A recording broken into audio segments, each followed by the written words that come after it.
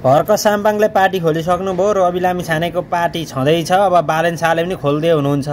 तपाईहरु यी 3 पार्टीमा कुन चाहिँ पार्टीमा जान चाहनुहुन्छ कमेन्ट गर्नुस्। अनि त्यसपछि भन्नुस् कसलाई प्रधानमन्त्री भएको देख्न चाहनुहुन्छ त्यो पनि कमेन्टमा लेख्न नभुल्नु होला। यी 3 जनाले पार्टी खोलिसकेपछि तपाई कसलाई भोट हाल्ने सोचिरहनु भएको छ? हर्क साम्पाङ, बालेन शाह हैन? रवि लामिछाने त ठग हो। कांग्रेस एमालेले प्रमाणित गराइदिसके। रविलाई नि जेल हालो, रविलाई जेल हालेको छ, राम्रो काम गरो भनेर फेरि त्यही कांग्रेस एमाले माओवादीले त भोट हाल्नुहुन्न नि। भोट परिवर्तन गर्नुस्, मत परिवर्तन गर्नुस्, देश आफै बन्छ।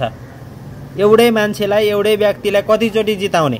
अब भयो, अब नयाँलाई जिताउन, गर्छन् गर्दैनन् थाहा भइहाल्छ नि। जुनसुकै पार्टीमा भोट हाल्नुस्, तर नयाँमा हाल्नुस्, स्वतन्त्र व्यक्तिमा हाल्नुस्, तर एमाले कांग्रेस माओवादीलाई चाहिँ भोट नहाल्नुस्। यी 3टालाई पछि पारेर अरु दल अगाडि ल्याएर अरु दलले अब यो प्रत्यक्ष कार्यकारी प्रधानमन्त्री हुने संसददेखि नि पारित गर्नुपर्ने भन्ने यस्तै कुरा आइरहेको छ। यो पारित गर्ने खालका मान्छेलाई चाहिँ ल्याउनु पर्यो क्या, जिताउनु पर्यो फागुन 21 मा।